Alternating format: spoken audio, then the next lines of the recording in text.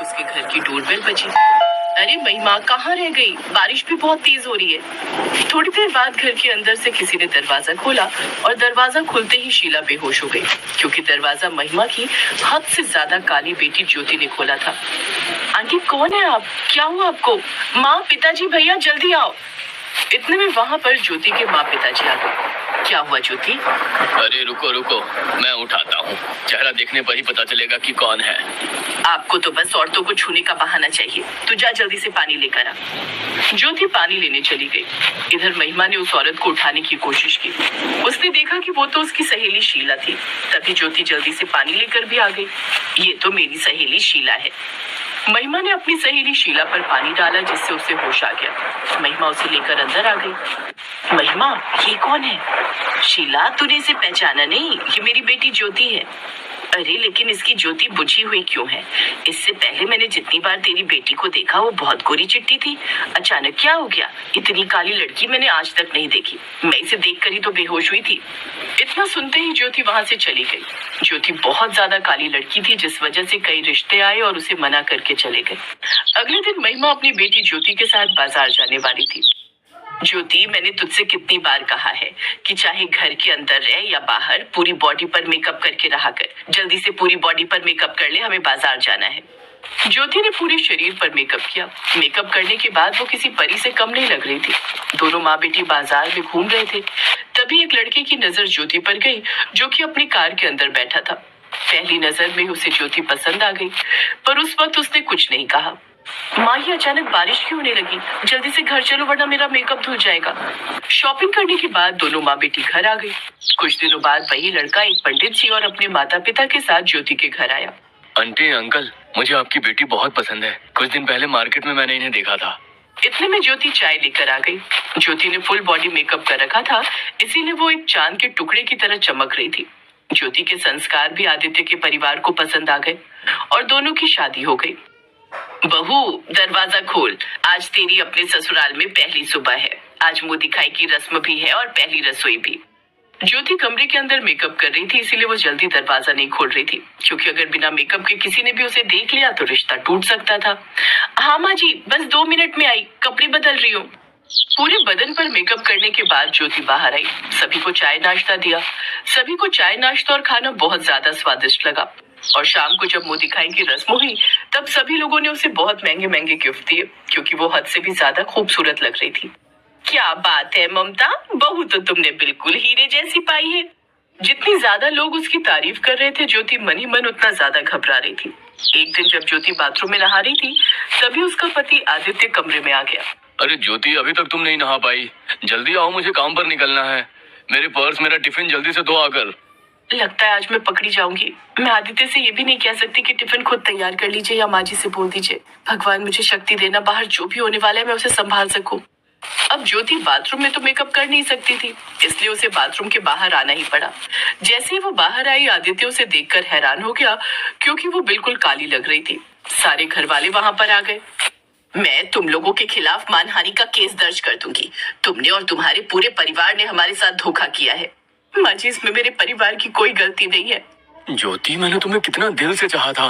कम से कम एक बार बता तो देती। ये धोखा अब मैं बर्दाश्त नहीं कर सकता। आज ही हम दोनों का तलाक हो जाएगा। मैं अभी वकील साहब को फोन करता हूँ। नहीं, ऐसा मत कीजिए, ऐसा मत कीजिए, प्लीज मत कीजिए ऐसा।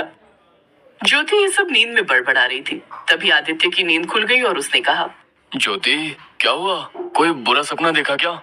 ज्योति की नींद खुली तो उसने देखा कि ये सब वो सपना देख रही थी, लेकिन ये सपना उसकी जिंदगी में काल बनकर आया। वो बहुत घबरा गई और अगली ही सुबह उसने अपनी माँ को फोन कर दिया। माँ, कुछ कीजिए, मैं 24 घंटे मेकअप में नहीं रह सकती।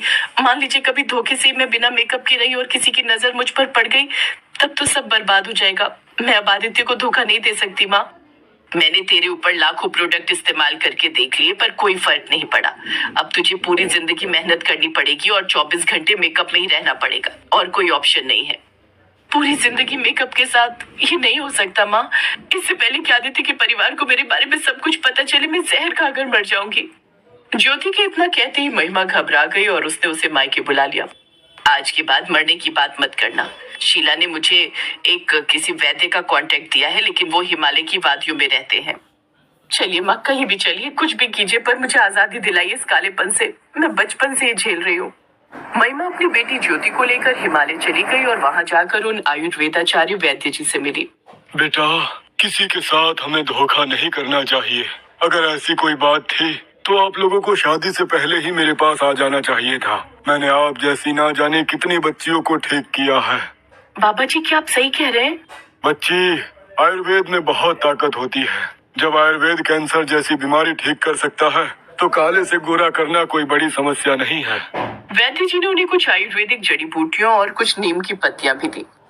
इस डिब्बी में इन पहाड़ियों से निकली हुई जड़ी बूटियों का मिश्रण है, जिसे गर्म पानी के साथ हर रात सोने से पहले पीना है और इन पत्तियों का लेप बनाकर चेहरे पर लगा लेना है। बाबा, अगर ऐसा हो गया ना तो मैं दोबारा आपके पास आऊंगी। चलते हैं बाबा, प्रणाम। खुश रहो बेटा। खैर, अगले दिन ही वो लोग अपने घर आ गए। उसी दिन से महिमा ने अपनी बेटी का इलाज शुरू कर दिया। पहले दिन से थोड़ा थोड़ा फर्क समझ आने लगा। ऐसे ही 1 हफ्ते बीत गए। आदित्य ने उसे फोन किया। ज्योति, तुम्हें पता है ना कि मैं बिना अपनी ज्योति को देखे हुए एक पल भी नहीं रह सकता, और तुमने 7 दिन लगा दिए। मेरी माँ की तबीयत थोड़ी सी खराब है। मैं 5-6 दिन में आ जाऊंगी, आप फिक्र मत करो। क्या माँ जी की तबीयत खराब है? मैं कल ही आता हूँ उन्हें देखने। अरे नहीं नहीं, आप मत आना। बस हल्का फुल्का बुखार है, ज्यादा कुछ नहीं हुआ। परेशान मत हो आप। अब ज्योति काली से हल्की सांवली हो चुकी थी। वो जड़ी बूटियां भी खत्म हो गई थी। अभी भी पूरी तरीके से वो गोरी नहीं हुई थी। इसी तेरा क्या हाल करता हूँ। दुष्ट इंसान, मैंने तेरी हर ख्वाहिश पूरी की है, लेकिन अब तू ऐसी ख्वाहिश कर रहा है जिसमें दूसरे इंसानों का बुरा है। इसलिए मैं ऐसी ख्वाहिश को कैसे पूरा कर सकती हूँ? नहीं कर सकती तो अब मरने को तैयार हो जा। मूनलैंड जंगल में अभी जून की शुरुआत थी।